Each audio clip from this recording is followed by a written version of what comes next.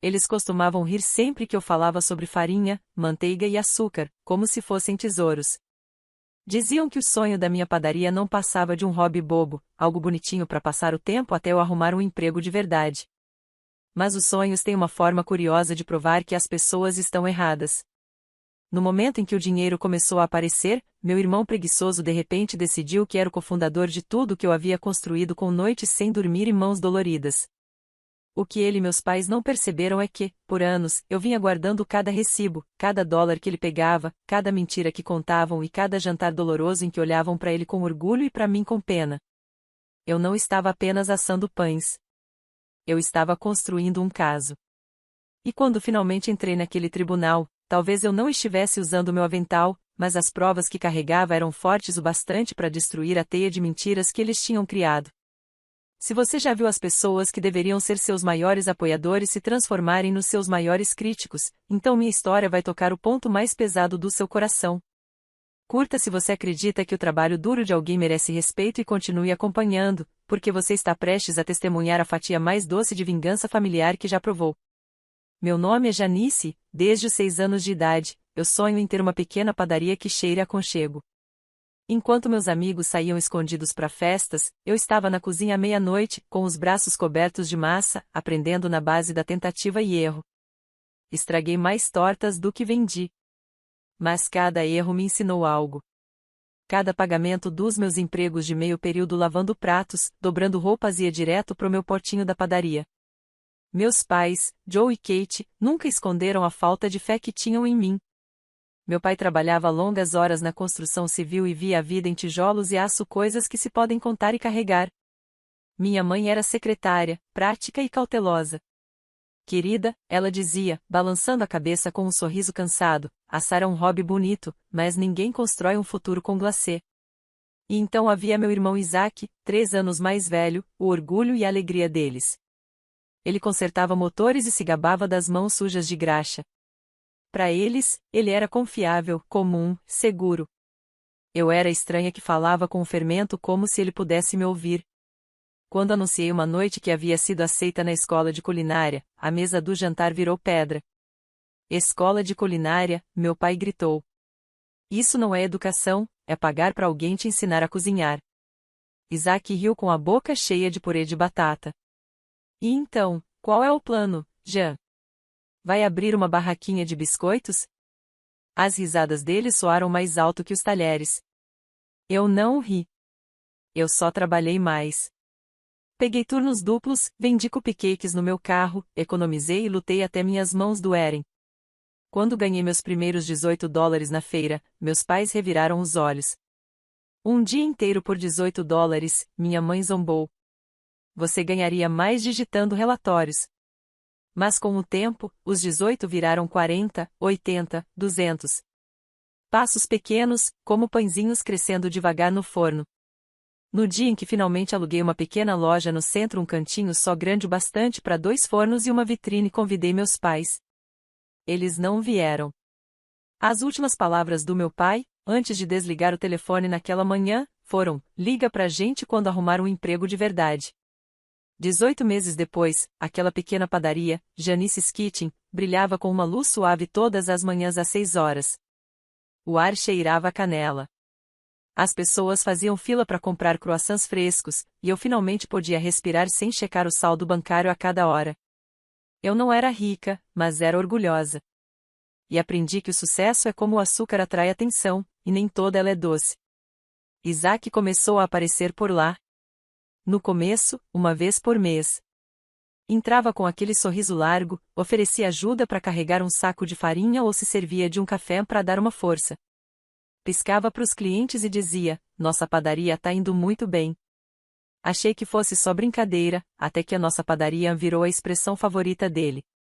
Logo começou a aparecer todos os dias, mexendo nas minhas prateleiras, conversando com os clientes como se fosse o dono do lugar. Num sábado, o dia mais movimentado da semana, eu estava atolada de trabalho, bolo de casamento, cupcakes de aniversário, uma montanha de pedidos na cabeça. Isaac chegou 2 horas atrasado, cheirando a cerveja barata e vestindo a mesma confiança de ontem. Quando o movimento diminuiu, perguntei em voz baixa: Que história é essa de a nossa padaria, Isaac? Você não trabalha aqui. O sorriso dele sumiu como açúcar na chuva. Uau, disse friamente. Você é mesmo ingrata. Mamãe e papai vão ficar furiosos quando souberem como você trata a família. E ele fez questão de contar. O jantar de domingo foi uma emboscada disfarçada de frango assado.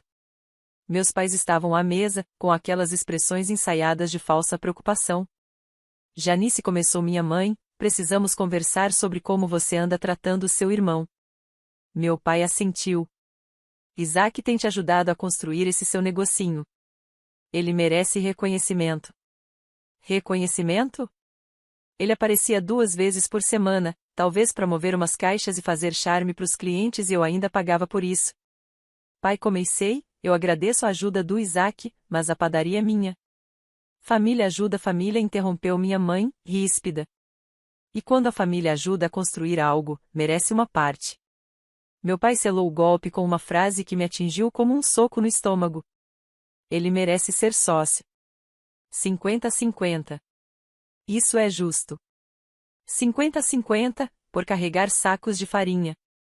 Olhei para eles do outro lado da mesa. Rostos tão familiares, mas agora mais frios que os de estranhos. Eles não me viam apenas uma oportunidade. Não o meu sonho, mas o meu lucro. Eu não vou abrir mão de metade do meu negócio, disse calmamente.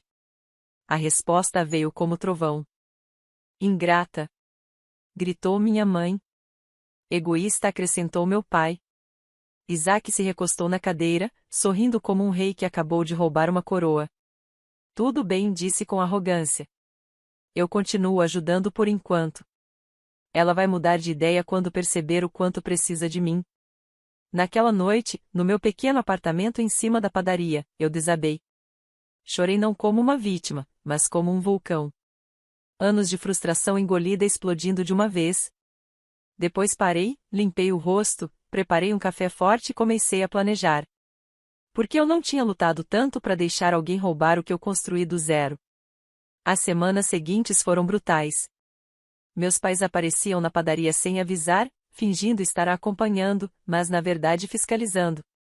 Minha mãe sorria para os clientes e comentava docemente: essa é uma padaria de família. Meu pai dava palpites, todos com o mesmo fim: fazer Isaac ganhar mais poder. E o Isaac, ele se tornou insuportável. Começou a reorganizar as prateleiras, fazer promessas aos clientes sem minha aprovação e se gabava para todo mundo sobre o nosso plano de 5 anos. Plano de 5 anos. O homem nem avental tinha. Mas o que realmente me destruiu não foram as palavras nem as intromissões, foi o dinheiro. Tudo começou tão pequeno que quase passou despercebido. Alguns dólares faltando aqui e ali depois de dias movimentados. No início, culpei a mim mesma. Dias cheios significavam transações apressadas, troco rápido, erros fáceis de acontecer. Mas então comecei a prestar mais atenção. As diferenças não eram aleatórias. Aconteciam justamente nos dias em que Isaac a ajudava. Aconteciam quando eu o deixava sozinho no balcão enquanto trabalhava nos fundos. Aconteciam de forma constante, previsível como um relógio. Instalei um novo sistema de caixa, que registrava a cada transação. As faltas continuaram, mas agora eu podia ver exatamente quando ocorriam. Sempre durante os turnos do Isaac. Sempre em valores redondos, sugerindo que alguém estava desviando, não errando nas contas. Quando confrontei, ele reagiu com uma manipulação digna de um ator. Você está me acusando de roubo? Disse, com a voz carregada de mágoa e incredulidade. Eu sou seu irmão, Janeiro. Estou aqui ajudando você a construir esse negócio, praticamente de graça, e você acha que eu estou te roubando? Ele foi tão convincente que, por um momento, cheguei a duvidar de mim mesma. Talvez eu estivesse sendo paranoica. Talvez o estresse de administrar tudo estivesse me fazendo enxergar problemas que não existiam. Mas então encontrei os extratos bancários. Isaac havia aberto uma conta em outro banco, achando que eu nunca descobriria. Só que, em cidade pequena, as coisas têm jeito de vir à tona, ainda mais quando sua amiga de infância, Nathalie, trabalha na cooperativa de crédito. Ela não podia me mostrar os extratos, legalmente falando. Mas pôde comentar, de forma casual, que era curioso como os depósitos dele sempre aconteciam logo depois dos meus dias mais movimentados na padaria. Naquela noite, contratei uma amiga contadora chamada Diana para revisar meus livros em silêncio. O que ela encontrou me atingiu como um soco no estômago. Em 8 meses, quase $12.000 haviam sumido do caixa. Não de uma vez pequenas quantias, cuidadosamente espaçadas, planejadas para parecer erros comuns de manuseio de dinheiro. Mas, quando Diana juntou tudo, o padrão era inegável. Isaac não estava apenas me roubando. Ele fazia isso de forma metódica, profissional até. E meus pais, quando finalmente juntei coragem para mostrar as provas, a reação deles foi pior do que qualquer coisa que eu poderia imaginar. Você está sendo paranoica, disse minha mãe, com desdém. O Isaac nunca faria isso. Ele é família. Talvez você devesse revisar sua própria contabilidade, sugeriu meu pai, como se eu fosse a culpada. Administrar um negócio é complicado. Talvez você não seja tão bom com números quanto pensava. Mas o insulto final veio do próprio Isaac. Olha, ele disse, sentado na minha cozinha como se fosse dono do lugar, talvez algum dinheiro tenha se misturado. Essas coisas acontecem em negócios de família. Mas a solução não é acusar nem desconfiar. A solução é oficializar tudo. Me dê a sociedade que eu mereço e a gente resolve qualquer confusão nas finanças. Uma sociedade. Em troca de não chamar a polícia por seu furto, ele estava me chantageando com o total apoio dos meus pais. Naquela noite eu sentei na minha padaria vazia às 2 horas da manhã, cercada por batedeiras, formas e pelos sonhos que eu havia lutado tanto para construir. Tomei uma decisão que mudaria tudo. Eu não ia mais brigar esse combate nos termos deles. Ia vencer nos meus. Planejar vingança, descobri, era muito parecido com assar. Precisa-se dos ingredientes certos, medidas precisas, tempo perfeito e paciência para deixar tudo crescer até ficar exatamente pronto. Comecei pela base, proteger o que era meu. Primeiro, reestruturei a padaria como uma empresa limitada, LTDA, com minha pessoa como única sócia e responsável. Todos os ativos, todas as receitas, todos os contratos com fornecedores, tudo documentado legalmente em meu nome. Juntei todos os recibos mostrando que eu pagava o Isaac pelos serviços ocasionais.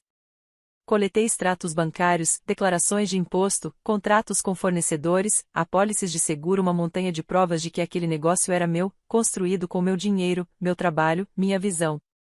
Aí veio a parte bonita. Deixei Isaac pensar que estava ganhando.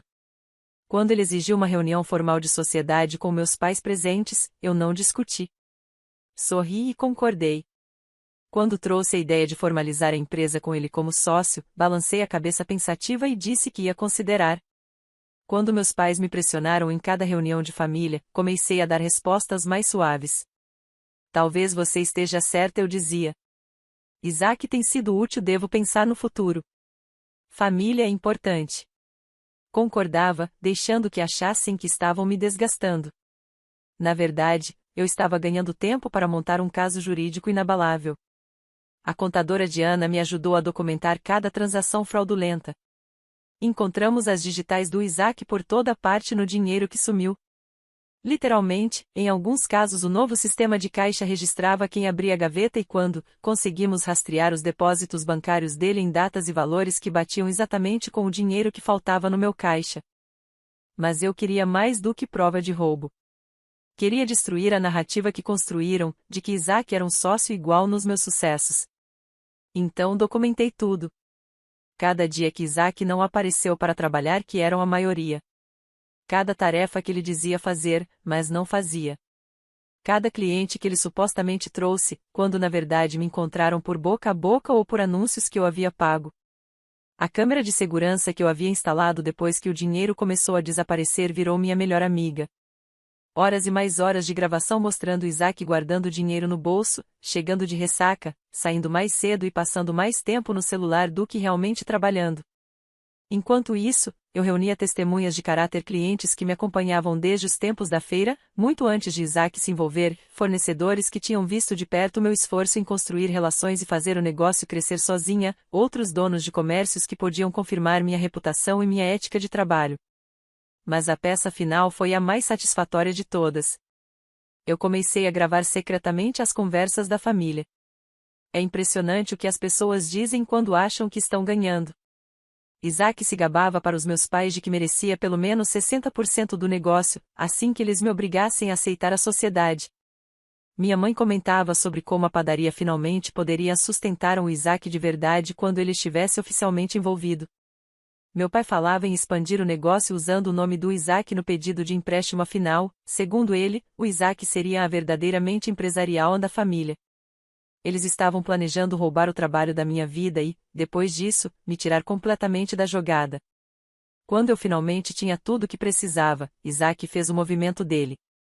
Confiante após meses achando que eu estava enfraquecida, ele apareceu com um ultimato. Olha, Jean, disse ele, em pé na minha padaria, com a postura de quem achava que era o dono, isso já foi longe demais. Quero 50% de sociedade oficial, ou vou ter que considerar outras opções. Outras opções? Tipo roubar mais dinheiro, sabotar meu negócio, correr para mamãe e papai?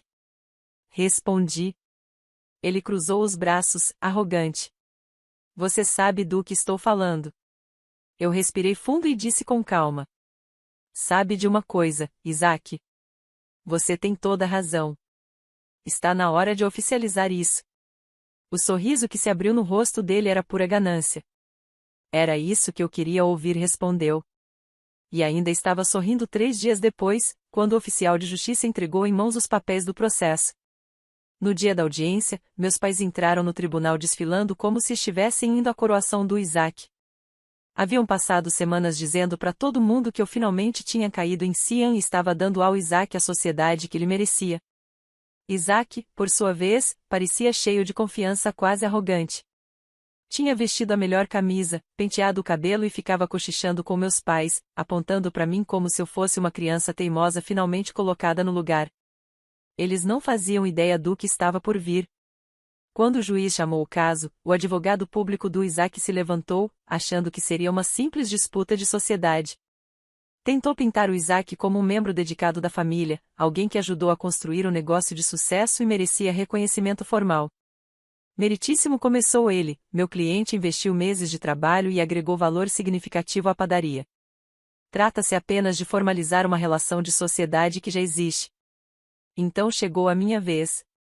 Minha advogada, uma mulher afiada chamada Caleb Idiri, especialista em fraudes empresariais, levantou-se com uma pasta grossa o suficiente para derrubar um touro. Meritíssimo, começou ela. Isso não é uma disputa de sociedade. É um caso de roubo sistemático, fraude e tentativa de extorsão. A primeira prova foram os registros bancários de Isaac, mostrando depósitos que coincidiam exatamente até o centavo com o dinheiro que havia sumido do meu caixa. A segunda, as filmagens das câmeras de segurança, mostrando ele colocando dinheiro no bolso. A terceira, as gravações das conversas onde ele se gabava de quanto planejava exigir quando fosse oficialmente dono de parte do meu negócio. Mas o golpe de mestre foi a documentação detalhada que mostrei, cada alegação dele, lado a lado com a realidade do que ele realmente havia feito ou melhor, deixado de fazer. Isaac havia contado para todos que ajudou a construir a padaria do zero.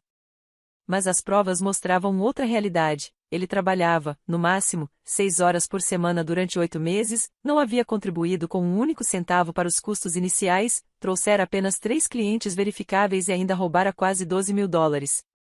A expressão do juiz ficava mais fria a cada nova evidência apresentada. Quando Isaac tentou se justificar, sua história desmoronou instantaneamente. Sim, ele havia pegado dinheiro, mas alegava que era compensação por trabalho não pago. Sim, dizia ser sócio, mas afirmava que merecia reconhecimento. Sim, exigirá participação, mas apenas por achar justo. Meus pais, sentados na plateia, assistiam ao seu filho de ouro a se autodestruir com cada palavra. A sentença foi tão dura quanto perfeita. Isaac foi condenado a devolver cada centavo roubado, com juros e multas. Sua reivindicação de sociedade foi completamente rejeitada. O juiz ainda concedeu minha solicitação de uma ordem de restrição, proibindo-o de entrar na padaria ou interferir nos negócios de qualquer forma. Mas a melhor parte não foi a vitória legal, foi vê-los finalmente admitir o que sempre negaram. Meus pais perceberam que o filho favorito era um criminoso, e a filha sonhadora e ingênua havia acabado de destruí-lo sistematicamente no tribunal. A expressão no rosto deles valeu cada noite sem dormir, cada dólar roubado, cada jantar em família em que precisei defender meu direito de existir. Achei que aquela vitória seria o fim da história. Estava errada. Uma semana depois, meus pais apareceram na padaria. Pela primeira vez em anos, minha mãe tentou ser gentil. Janice, querida, disse ela, com a voz melosa e artificial. Você pode retirar as acusações agora. Podemos ser uma família de novo. Isaac aprendeu a lição. Já sofreu o suficiente. Quase ri em voz alta. Eles não se importaram quando eu trabalhava 18 horas por dia para construir algo do nada. Não se importaram quando Isaac me roubava. Não se importaram quando eu mal conseguia respirar com o peso de administrar um negócio e ainda lidar com as exigências deles. Mas agora, quando o filhinho querido enfrentava consequências reais, de repente eu era família outra vez. Vocês só lembram que sou sua filha quando isso traz algum benefício para vocês, respondi, olhando-os nos olhos. Eu construí essa padaria sem vocês. Sobrevivi ao roubo do Isaac sem vocês. Ganhei o processo sem vocês. E vou viver a minha vida sem vocês também. O choque nos rostos deles foi quase cômico. Nunca tinham me ouvido falar assim com firmeza, com certeza, com a voz de alguém que finalmente parou de buscar aprovação. Você não pode estar falando sério, murmurou minha mãe. Janice, nós somos seus pais, completou meu pai. Não, respondi calmamente. Vocês são os pais do Isaac. Essa escolha vocês fizeram há muito tempo. Então, acompanhei meus pais até a porta, tranquei-a atrás deles e voltei a confeitar cupcakes para um pedido de casamento. Foi a tarde mais tranquila que eu tive em anos. Hoje, 3 anos depois daquela vitória no tribunal, minha padaria não apenas sobrevive, ela prospera além de tudo que eu poderia ter sonhado. Abri uma segunda unidade na cidade vizinha, com investidores que acreditam na minha visão, não no meu sobrenome. Contratei 4 funcionários em tempo integral que compartilham minha paixão por criar algo bonito e delicioso. Os clientes ainda fazem fila antes do amanhecer pelo meu pão de fermentação natural, e a cada temporada de casamentos chegam novos casais que confiam em mim para fazer parte do dia mais importante de suas vidas. Um jornal local fez uma matéria sobre histórias de sucesso de pequenos negócios da região. Guardei uma cópia pendurada na parede do meu escritório não porque eu ainda precise de validação, mas porque ela representa algo muito maior do que uma padaria. Representa sonhos que todos diziam ser impossíveis. O hobby que virou carreira. A garota boba que provou que podia construir algo real. Quanto a Isaac, sua reputação na nossa cidade nunca se recuperou. Todos sabem que ele é o homem que tentou roubar da própria irmã e foi pego. Mudou-se para 2 cidades adiante depois do processo, mas notícias correm rápido em comunidades pequenas. A última vez que ouvi falar dele, estava trabalhando em uma oficina mecânica, ainda vivendo de salário em salário, ainda culpando todo mundo menos a si mesmo pelos próprios fracassos. E meus pais? Hoje são estranhos. Estranhos que às vezes passam de carro em frente à minha padaria e diminuem a velocidade, como se quisessem parar, mas nunca param. Eles escolheram o lado deles numa guerra que começaram e perderam. Mas eu não apenas venci essa guerra. Eu a transcendi. Porque a vingança mais doce não é só provar que os outros estavam errados. É construir uma vida tão linda, tão bem-sucedida e tão autenticamente sua que a opinião deles simplesmente deixa de importar. Todas as manhãs, quando destranco as portas da minha padaria e sinto o cheiro do pão fresco que assei antes do amanhecer, lembro daquela adolescente que sonhava com esse momento enquanto a família ria do seu passatempo bobo. Ela ficaria orgulhosa do que construímos juntas, não apenas o negócio, mas a força de cortar laços com pessoas que nunca mereceram um lugar à nossa mesa. Às vezes, a coisa mais poderosa que você pode fazer é parar de tentar provar o seu valor para quem já decidiu que você não tem nenhum e começar a prová-lo para si mesma. E acredite, essa vitória tem um gosto mais doce do que qualquer doce que eu já fiz. Às vezes, a melhor vingança é simplesmente viver bem e se afastar das pessoas tóxicas que nunca acreditaram em você. Se essa história te inspirou a perseguir seus sonhos apesar dos que duvidam de você, curta o vídeo e conte nos comentários o momento em que você escolheu a si mesmo em vez da família. E inscreva-se para mais histórias sobre justiça, traição e o poder de construir algo lindo do nada. Porque, às vezes, a vitória mais doce é aquela em que você já não precisa da aprovação de ninguém.